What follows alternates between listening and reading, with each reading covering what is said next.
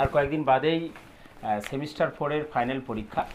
তো উচ্চ মাধ্যমিকের যে ম্যাথমেটিক্সের সিলেবাস রয়েছে সেটা তোমরা ইতিমধ্যেই শেষ করে ফেলেছো আশা করি, এবং যথারীতি তোমরা প্র্যাকটিসও করে নিয়েছো। আর শেষ মুহূর্তে তোমাদের কাছে এসে পৌঁছেছে topic wise question bank with model question paper, অর্থাৎ প্রত্যেকটা চ্যাপ্টারের কিছু সাজেস্টিভ কোশ্চেন দেওয়া আছে এবং মডেল কোশ্চেনগুলো এখানে দেওয়া আছে দুটো সেট।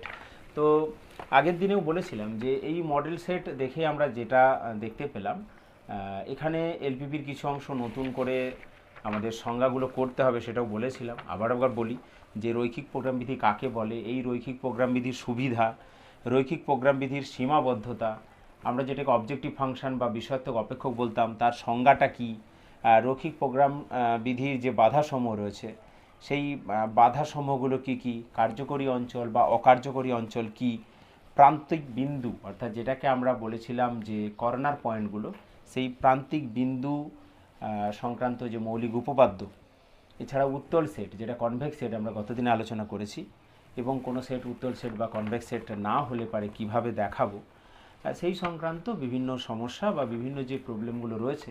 আমার কাছে অ্যাট এ গ্ল্যান্স একটা রয়েছে, এটা তোমরা যে রায় মার্টিনের যে বইটা ইউজ করো কোশ্চেন ব্যাংকটা, তার একেবারে শেষের দিকে দেখবে কোশ্চেনগুলো অ্যাট এ গ্ল্যান্স দেওয়া আছে।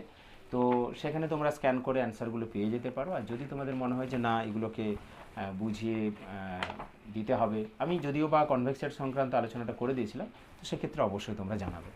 এটা একটা ম্যাটার গেল। আর একটা বিষয় হচ্ছে যে টপিক ওয়াইজ যে মডেল কোশ্চেন পেপার রয়েছে, সেই মডেল কোশ্চেন পেপারেও বলেছিলাম যে সিলেবাস বহির্ভূত কিছু দেওয়া রয়েছে, জানি না সংসদ কি করেছে। তো এখানে যেমন একটা প্রবলেম আমরা যদি মডেল কোশ্চেন একেবারে 1 থেকে দেখি, তো তাতে প্রথম যেটা রয়েছে, আমি কয়েকটা প্রবলেম এই মুহূর্তেই আলোচনা করছি, এরপরে তোমাদের একটা কাজ করব আমি পরের ভিডিওতে, যে এই যে মডেল পেপারটা রয়েছে এখানে যে কোশ্চেনগুলো রয়েছে সেটা তোমরা সৌরেন্দ্রনাথ দের বইতে কোথায় পাবে, বা যদি না থাকে, যদি নতুন কোনো প্রবলেম হয়, সেই প্রবলেমের সলিউশন আমি অবশ্যই দেব। তোমরা পরপর করে অবশ্যই এই ভিডিওগুলো দেখবে 2-1 দিনের মধ্যে বা 2-1 দিনের জন্য, কারণ তারপর পরীক্ষার জন্য সম্পূর্ণরূপে তোমরা নিয়োজিত হয়ে যাবে, এবং সেক্ষেত্রে অবশ্যই আমি বলবো মোবাইল থেকে শতস্থ দূরে থাকবে। তো যেমন প্রথম যে প্রবলেমটা দেওয়া আছে 1-এর দাগের এ, যে এ এবং বি দুটি ভেক্টর এবং তাদের মধ্যবর্তী কোণ থিটা, এটাও কিন্তু উদাহরণে করে দেওয়া আছে। তোমরা যদি খেয়াল করে দেখবে 3টে টাইপের প্রবলেম হয়, একটা হচ্ছে সাইন থিটা বাই 2 দিয়ে, একটা কস থিটা বাই 2 দিয়ে, এবং একটা হচ্ছে ট্যান থিটা বাই 2 দিয়ে। এখন আমি একটু করে দেখাচ্ছি যাতে তোমাদের মনে চলে আসে, তোমাদের সুবিধে হয়। যেমন এখানে 1-এর দাগের এতে যে কোশ্চেনটা রয়েছে, এ এবং বি এর মধ্যবর্তী কোণ থিটা এবং এ বি বলা আছে একক ভেক্টর। তো আমরা কিভাবে লিখবো, যে এখানে মড এ সমান মড বি সমান 1 এটা দেওয়া আছে, এবং এ কমা বি এর মধ্যবর্তী কোণ থিটা। তাহলে আমরা ডট প্রোডাক্টের যে ফর্মুলা সেটাকে যদি ইউজ করি, তাহলে কস থিটা সমান A dot B by mod A mod B, এটা আমরা জানি। তাহলে মড এ 1 মড বি 1, তাহলে cos theta equal to A dot B, cos theta equal to A dot B. অবশ্যই সবগুলো হচ্ছে আমাদের ভেক্টর চিহ্ন দিতে হবে। এবার আমরা কি করছি না, আমরা মাইনাস দিয়ে বোথ সাইডে গুণ করার পর, অর্থাৎ 1 মাইনাস বোথ সাইডে করে দিলাম, অর্থাৎ minus cos theta equal to minus a dot b, তাহলে 1 minus cos theta equal to 1 minus a dot b. Okay, এর সাথে সাথে আমরা কি করছি না, এই যে 1 মাইনাস এ ডট বি এই অংশটা রয়েছে, এটাকে দেখো তো এইভাবে আমরা লিখতে পারি কিনা, 2 minus 2 A dot B divided by 2। তাহলে কি পাচ্ছি, যে এই 2কে আমরা লিখতে পারি mod A whole square plus mod বির হোল স্কোয়ার, কারণ মড এ 1 এবং মড বি দুজনেই 1, minus 2 A dot B divided by 2। তো এই যে লেফট সাইডে বাঁ দিকে যেটা রয়েছে 1 মাইনাস কস থিটা, এটাকে কী লিখতে পারি না 2 সাইন স্কোয়ার থিটা বাই 2, আমরা সবাই জানি। তো এই 2কে যদি আমরা এই পাশে গুণ করে দিই, তাহলে কী হবে 4 sine square theta by 2 equal to, এদিকটা একটু খেয়াল করো, লবে যেটা আছে mod A square plus mod B square minus 2 A dot B, এটাকে আমরা লিখতে পারি mod of A minus B এর হোল স্কোয়ার। কোনো সমস্যাই নেই, এবং সেখান থেকে আমরা পেয়ে যাব যে সাইন থিটা বাই টু, অর্থাৎ বর্গমূল করলে পারে 2 sine theta by two equal to mod of A minus B, এবং পরের স্টেপে একেবারে সরাসরি লিখতে পারি যে sine theta by two is equal to mod of A minus B divided by two. আচ্ছা, এরপর একের দাগের বিতে যে প্রবলেমটা বলা হয়েছে যে এবিসি তিনটি বিন্দুর অবস্থান ভেক্টর দেওয়া আছে, তিনটে ভেক্টরের অবস্থান ভেক্টর দেওয়া আছে, তিনটে বিন্দুর অবস্থান ভেক্টর দেওয়া আছে এবং বলা আছে এবিসি তলের উপর লম্ব একক ভেক্টর নির্ণয় করো। দেখো তিনটে যে বিন্দু এবিসি দেওয়া আছে, তো আমরা সেখান থেকে কি করব, এবি এবং এসি বের করে নিচ্ছি, কিংবা এবি বিসি যে কোনো দুটো ভেক্টর আমরা বের করে নেব। তাহলে এখানে কি লিখব, এবি এর অবস্থান দেওয়া আছে, বি এর অবস্থান দেওয়া আছে, তাহলে এবি মানে বি এর অবস্থান মাইনাস এর অবস্থান। তো বিতে রয়েছে i minus two j minus k, আচ্ছা এতে রয়েছে 2i minus J plus 3k। আচ্ছা ক্যালকুলেশন করলে কত হচ্ছে, আই মাইনাস 2i অর্থাৎ minus I, minus 2j plus J অর্থাৎ মাইনাস জে, মাইনাস কে মাইনাস 3k অর্থাৎ মাইনাস 4k। এটা হলো এবি। এরপর আমি এসিটা ক্যালকুলেট করে নিচ্ছি। এসি হলে কী হবে না, সি এর অবস্থান থেকে এর অবস্থান বাদ দেবো। তো সি এর অবস্থান আছে 3i plus 2j plus 4k। ওকে, আচ্ছা এর অবস্থান তো আগেও লিখেছি, ওটাই আছে 2i minus J plus 3k, 2i minus J plus 3k। তো ক্যালকুলেশন করলে কত হচ্ছে, 3i মাইনাস 2i অর্থাৎ i ক্যাপ, 2j মাইনাস মাইনাসে plus 3j cap, 4k minus 3k অর্থাৎ k ক্যাপ। তো এদের দুজনের ওপরে লম্ব, তোমরা জানো যে দুটো ভেক্টর বা লম্ব ভেক্টর ঠিক হয় না, তাদের ক্রসটা হয়। তাহলে আমরা এখন বের করে নিচ্ছি যে এখন এবি ক্রস এসি এই ভেক্টরটাকে ধরে নিচ্ছি এন ভেক্টর, এবং এই এন ভেক্টরটা বের করার পর আমাদের টার্গেট হবে এন ক্যাপ অর্থাৎ একক ভেক্টরটা বের করা। তো এবি ক্রস এসি কী হবে না, আই জে কে ক্যাপ। এবির যে কম্পোনেন্টগুলো আছে -1 -1 -4, এসির আছে 1 3 1। আচ্ছা এটাকে ক্যালকুলেট করলে কী হবে দেখো, ভেঙে দিলে আই রেসপেক্টে ভাঙছি -1 প্লাস 12। আচ্ছা দেখে নাও ঠিক করে, -1 -1 প্লাস 12, তাহলে হচ্ছে -11i plus 11i plus 11i cap. আচ্ছা মাইনাস জে ইন্টু, আচ্ছা কী হচ্ছে -1 প্লাস 4 অর্থাৎ 3 প্লাস 3 কিন্তু সামনে মাইনাস আছে, তাই মাইনাস 3j ক্যাপ প্লাস কে ইন্টু -3 প্লাস 1 অর্থাৎ -2, তাহলে -2k ক্যাপ। তাহলে একক ভেক্টরটা কত হবে, অতএব একক ভেক্টরটি হবে, তার মাঝে তোমরা চাইলে এখানে এন ক্যাপের যে এন ভেক্টরটা যেটা ছিল তার মডটা বের করে নেবে। মডটা বের করলে কত হচ্ছে না, 11 স্কোয়ার √11 স্কোয়ার 121 3 স্কোয়ার 9 প্লাস 4, তাহলে √9 9 4 13 1 14 1 2 1 3 1 134 √11।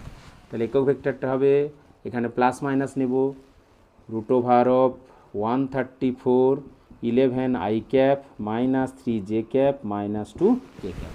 তো এটা আমাদের এসে হাজির হচ্ছে এখানে। তো আমরা কি করলাম, এবি ক্যালকুলেশন করে নিয়েছি, এবি। আচ্ছা একবার দেখে নিই এবিটা ঠিক আছে কিনা, i minus 2j minus K, 2i minus J plus 3k। আচ্ছা এরপর হচ্ছে এসি ক্যালকুলেট করেছি, এসি ক্যালকুলেট করেছি, তাদের উভয়ের ওপর লম্ব, তাই এন ভেক্টরটা আমরা বের করে নিয়েছি, ঠিক আছে। আচ্ছা এবার আমরা চলে যাচ্ছি 2-এর দাগের প্রবলেমে। দেখো তো 2-এর দাগে কী বলা হয়েছে না, 2-এর দাগে দুটো সরলরেখার সমীকরণ দেওয়া আছে, তারা পরস্পর লম্ব হলে তাহলে ল্যামডার মানটা আমাদেরকে ক্যালকুলেট করতে হবে। তাহলে 2-এর দাগের এ, 2-এর দাগের এ, তো আমি সমীকরণগুলো তুলে নিচ্ছি। 2x minus 2 by 2 equal to 3y plus 3 by 3 lambda equal to Z plus 5 by 2।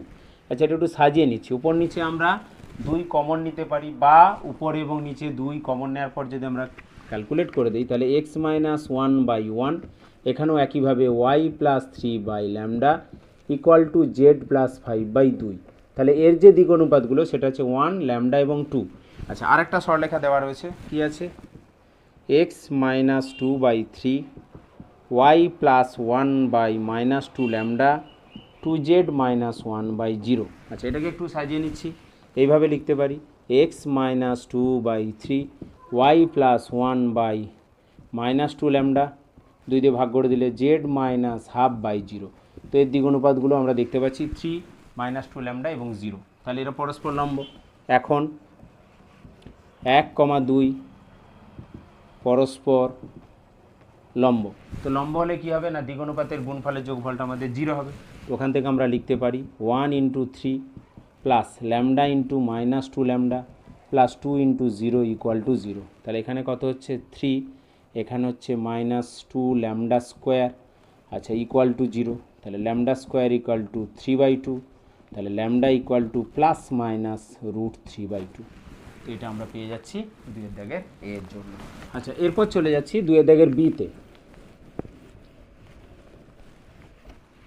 দেখো 2 দাগের বিতে বলা হয়েছে দুটি সরলরেখার ডিআর অর্থাৎ দিক অনুপাতগুলো দেওয়া আছে এবং বলা আছে যে ওই সরলরেখা দুটির ওপর লম্ব সরলরেখার দিক কোসাইন বের করতে হবে। তাহলে কি হবে, 2 দাগের বি, প্রদত্ত দিক অনুপাতগুলি হলো, তাহলে কি কি দেওয়া আছে, একটা দেওয়া আছে 1, 2, -3 এবং আরেকটা দেওয়া আছে 0, 1, 2। তাহলে নির্ণেয় সরলরেখার দিক অনুপাত ধরে নেব, সেখান থেকে দিক কোসাইন পেয়ে যাব। ধরি নির্ণেয় দিক অনুপাত L, M, N। তাহলে কি হবে, যেহেতু এটার উপরেও লম্ব এটার সাথেও লম্ব, তাহলে দিক অনুপাতের গুণফলের যোগফল 0। তাহলে আমি লিখতে পারি অতএব L + 2m - 3n = 0। আচ্ছা 0L + m + 2n = 0। আচ্ছা এটাকে সমাধান করবো, এবারে সমাধান করে পাই কিভাবে, সমাধান সেই আগের মতো আমরা যে বজ্রগুণন করেছিলাম সেটাই করব। তাহলে L/something, m/something, n/something। তাহলে L/ যখন করছি 2 2 এ 4 -এ +3, m/ যখন করছি এটা 0 -2, n/ যখন করছি দেখো 1 -0। তাহলে কি হলো, L/7, m/-2, n/1। তাহলে এটা গেল দিক অনুপাত। তাহলে দিক কোসাইনগুলো কি হবে, দিক কোসাইন হবে 7 প্লাস মাইনাস করে দিলাম, +-7/√of এই 7² -2² + 1² অর্থাৎ √of 7² মানে 49, 2² 4, 1² 1। তাহলে 9 4 13, 53, 1 54, তাহলে √54, কমা প্লাস মাইনাস নিয়েছিলাম, এখানে প্লাস মাইনাস নিতে পারি আর মাইনাস আছে যেহেতু, তাহলে মাইনাস প্লাস 2/√54, 1/√54। কেউ চাইলে এই 54কে তোমরা ভেঙে নিতে পারো, যে 9 6 54 অর্থাৎ 3√6 সেটাও করতে পারো। তো এটা হচ্ছে আমাদের 2 দাগের বি এর প্রবলেম। এরপর চলে যাচ্ছি আমরা 3 দাগের প্রবলেমে। দেখো 3 দাগে যেটা বলা হয়েছে আমাদের ইন্টিগ্রেশান থেকে আছে 3 দাগের এ, বইতেও পেয়ে যাবে তোমরা, 0 থেকে 2 mod of x² - 1 dx। ঠিক আছে, তো আমরা যেহেতু x² - 1 ভেতরে আছে, তাহলে আমরা দেখি যে 0 থেকে বসাতে বসাতে যদি 1 পর্যন্ত পৌঁছোই, তাহলে দেখা যাবে কি না নেগেটিভ পাবো, ভেতরের মানটা ঋণাত্মক হয়ে যাবে। কিন্তু 1-এর পর থেকে বসাতে থাকলে আস্তে আস্তে 0 থেকে শুরু করে ধনাত্মকের দিকে যাব। তাহলে এটাকে আমরা দুটো পার্টে ভেঙে নিচ্ছি। এক হচ্ছে 0 থেকে 1 mod of x² - 1 dx plus 1 থেকে 2 mod of x² - 1 dx। তাহলে এইখানটায় 0 বসালে নেগেটিভ, তাহলে 1 পর্যন্ত আমরা নেগেটিভ পাবো। তাহলে এই জায়গাটাতে কিন্তু আমাদের চেঞ্জ হবে, কি পাবো, 0 থেকে 1 x² - 1কে পাবো মাইনাস অফ x² - 1 অর্থাৎ 1 - x² dx। আর এটার জন্য যেহেতু আমরা পজিটিভ পাবো, তাই ওটা পজিটিভ থাকবে, 1 থেকে 2 x² - 1 dx। এবার এটাকে ভাঙলে 1 এর integration x, x² integration x³/3, 0 থেকে 1 প্লাস x² ইন্টিগ্রেশান x³/3 -1 এর ইন্টিগ্রেশান x, 1 থেকে 2। এবার আমরা আপার লিমিট লোয়ার লিমিট বসাবো। তো প্রথমে 1 বসাচ্ছি, তাহলে 1 - 1/3, আর 0 বসালে টোটালি 0, ভাবার কিছু নেই। আচ্ছা 2 বসালে কি হচ্ছে, এখানে আপার লিমিটে 8/3, 2/3 মানে 8, 8/3 -2 মাইনাস অফ লোয়ার লিমিট অর্থাৎ 1/3 -1। তো 1 - 1/3, 1 - 1/3 মানে হচ্ছে 2/3। আচ্ছা প্লাস 8/3 -2, আচ্ছা ওখানে হচ্ছে 1 এর 3 মাইনাস 1 মাইনাস 2 এর 3 মাইনাস মাইনাসে প্লাস, তাহলে প্লাস 2 এর 3, তাহলে কী হলো 2 8 10 2 12 12 3 মানে 4 4 4 মাইনাস 2 অর্থাৎ হচ্ছে আমাদের 2। আরেকবার দেখে নাও 8 2 10 10 2 12 12 3 অর্থাৎ 4 4 মাইনাস 2 অর্থাৎ 2 পেয়ে যাচ্ছি, তাহলে ইন্টিগ্রেশনের মানটা পেয়ে গেলাম 2। আচ্ছা নেক্সট, এরই বিয়ের দাগে আর একটা প্রবলেম রয়েছে, এগুলো সব 2 নম্বরের জন্য, ঠিক আছে? তো 2 নম্বরগুলো আগে আলোচনা করে দিই। বিয়ের দাগে কী বলা হয়েছে, মান নির্ণয় করতে বলা আছে integration dx by root over of E to the power X minus 1। তো যেহেতু রুট রয়েছে ওই অংশটাকে আমরা জেড স্কোয়ার ধরে নিচ্ছি। কীভাবে এগোচ্ছি দেখো, পরিবর্তন পদ্ধতির একটা অঙ্ক, একবার দেখে নিলে কি হবে না, পুরনো জিনিসগুলো একবার ঝালাই হয়ে যাবে, তোমাদের সব মনে চলে আসবে আবার। তো 2z dz, তাহলে dx সমান কত হবে না 2z by E to the power X dz, তাহলে 2z by E to the পাওয়ার এক্সের মান এখান থেকে যদি ক্যালকুলেশন করতাম, ই টু দি পাওয়ার এক্স হচ্ছে 1 প্লাস জেড স্কোয়ার বা জেড স্কোয়ার প্লাস 1 dz, তাহলে এটা হলো আমাদের dx এর মানটা।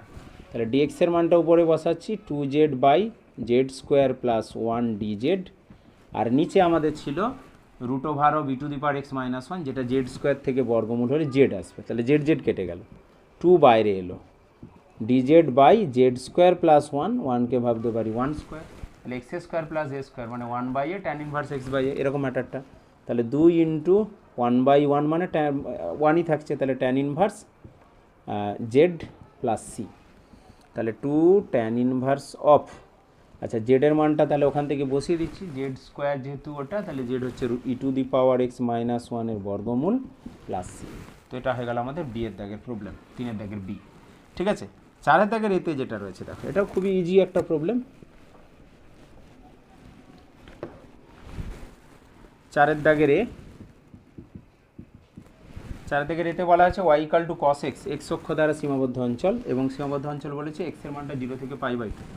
দেখো 2 নম্বরের জন্য যদি ছবি না আঁকা চলবে, কিন্তু আমি বলবো এই ক্ষেত্রফল সংক্রান্ত উপপাদ্যে সবসময় ছবি আঁকবে। তাহলে ওয়াই সমান কস এক্স, কস 0-র মান 1, তাহলে এখান থেকে শুরু হচ্ছে 0-র মান 1 আর কস পাই বাই 2-র মান হচ্ছে 0, তার মানে এইরকম একটা গ্রাফ, এইটুকু অঞ্চলটা আমাদের বের করতে হবে, ঠিক আছে? এটা হচ্ছে কত না পাই বাই 2, 0, আর এখানে হচ্ছে 0, 0, এই কার্ভটা হচ্ছে কত না ওয়াই সমান কস এক্স, ঠিক আছে?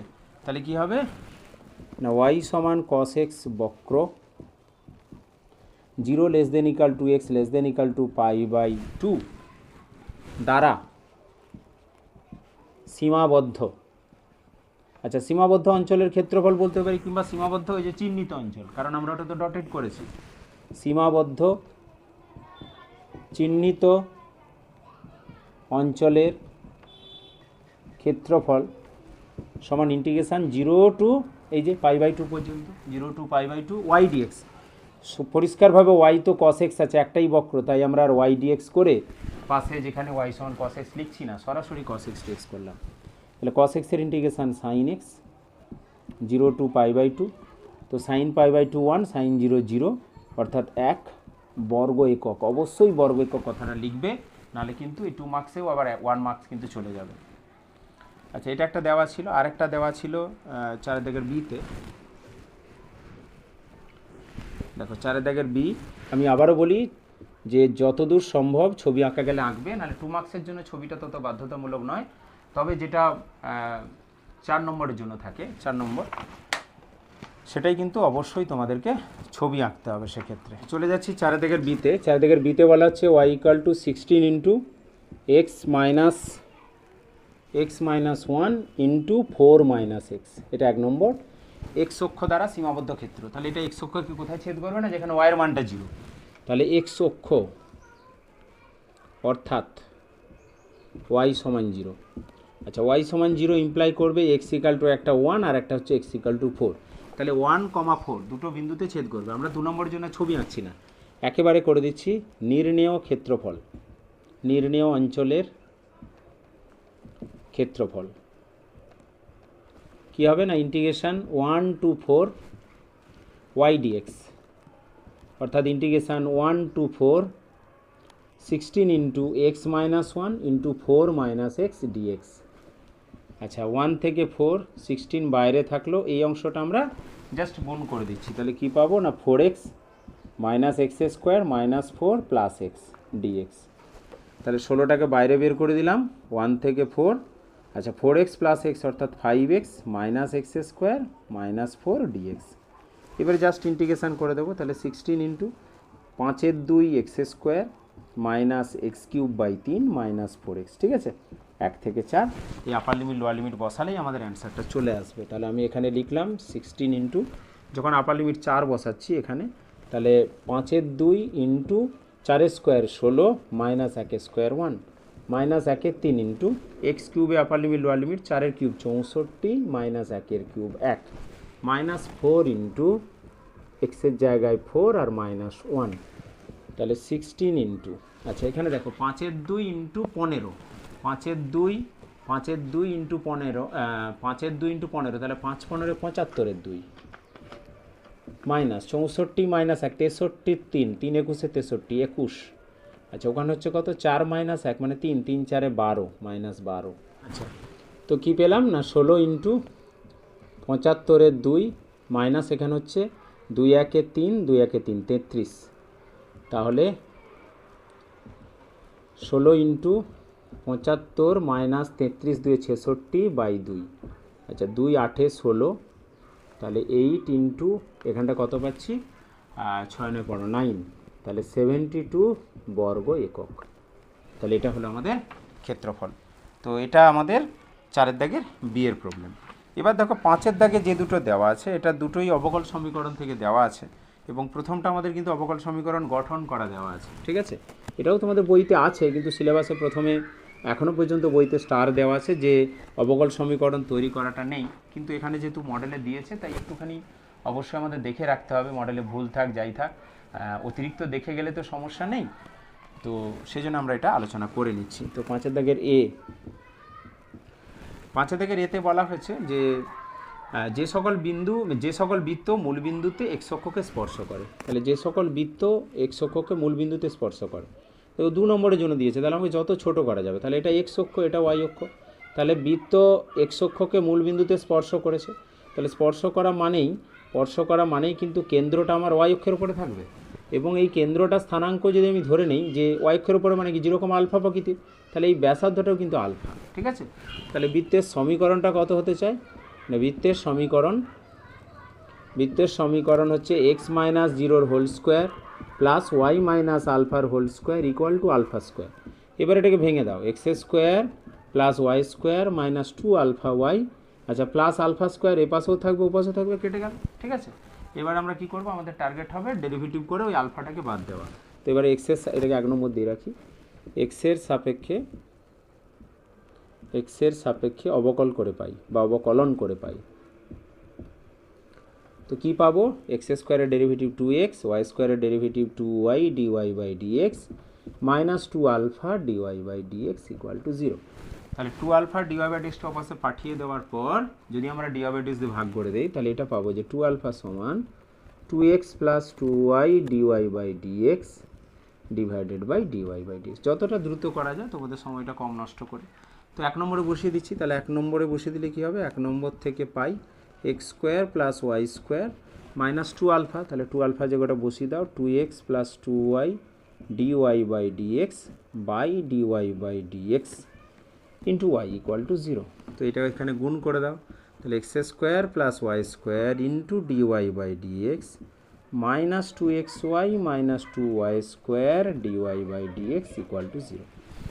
তো x square plus y square minus 2y square অর্থাৎ X square minus Y square into dy by dx equal to 2xy। তাহলে এটাই হয়ে যাচ্ছে আমাদের অবকল সমীকরণ তৈরি করা। নেক্সট বিতে যেটা আছে, এটা তোমরা সেমিস্টার 3তে করেছো, যে সেকেন্ড অর্ডার ডিফারেন্সিয়াল ডেরিভেটিভ যখন ছিল সেখানে করেছো। কি বলা হচ্ছে বিয়েরটা, এটা একটু আলোচনা করে দিই, জাস্ট ছোট্ট একটা প্রবলেম, যে y equal to a cos of log x plus b sine of log x।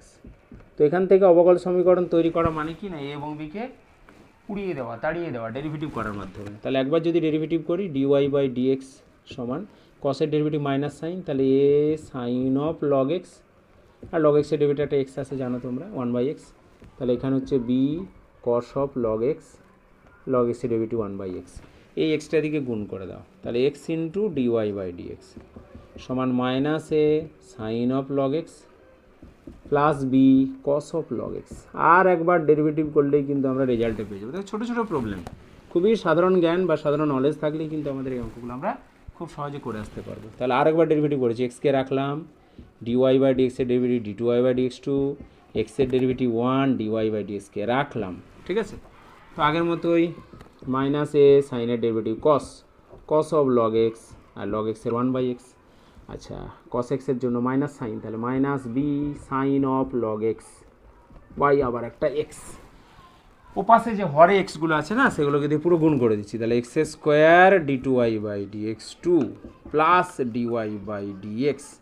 তাহলে ওখানটা যেটা আসবে মাইনাস কমন নিয়ে নিলে দেখবে তোমরা ওই আগে যে a cos of log x plus b sine of log x আছে ওটাই ফিরে আসবে, মানে ওয়াইটা ফিরে আসবে। তাহলে মাইনাস অফ ওয়াই, পরের লাইনে তোমরা কি করবে, এই ওয়াইটাকে বাম দিকে নিয়ে চলে আসবে। কালিটা শেষ হয়ে গেছে তাই আমি আর করাচ্ছি না। তো প্লাস ওয়াইটাকে পাশে নিয়ে এলাম, তাহলে কী হবে না, এটাই যেটা পেলাম এটাই হচ্ছে অবকল সমীকরণ, ঠিক আছে। এরপর যেটা 6-এর দাগে আছে 2 নম্বরের জন্য, এটা তোমরা পারবে। এটা হচ্ছে ওই কার্যকর সমাধানের কথা বললাম, যে চরম কার্যকর সমাধান অপটিক্যাল ফিজিবল সলিউশন বলতে কী বোঝায়। আর একটা রৈখিক প্রোগ্রামিতি দেওয়া আছে, সেখানে সমাধান পাওয়া যাবে না, সেটা তোমাদেরকে দেখাতে হবে। তো এই হলো 2 নম্বরের প্রবলেমগুলো। তো 2 নম্বরের প্রবলেমগুলো মোটামুটি আলোচনা করলাম। 2 নম্বরের জন্য তোমাদের রয়েছে 1টা 2টো 3টে 4টা 5টা 6টা অঙ্ক এখানে করতে হচ্ছে 2 নম্বরের জন্য। তারপরে বাদবাকি অংশগুলো আবারও আলোচনা করব আমি, ঠিক আছে। তো অবশ্যই এই কয়েকদিনে বা দুদিনে যতগুলো ভিডিও আপলোড করব সেগুলো একটু দেখে নিয়েও তোমাদের কাজে আসবে। ওকে, সবাইকে ভিডিওটি সম্পূর্ণ দেখার জন্য অসংখ্য ধন্যবাদ।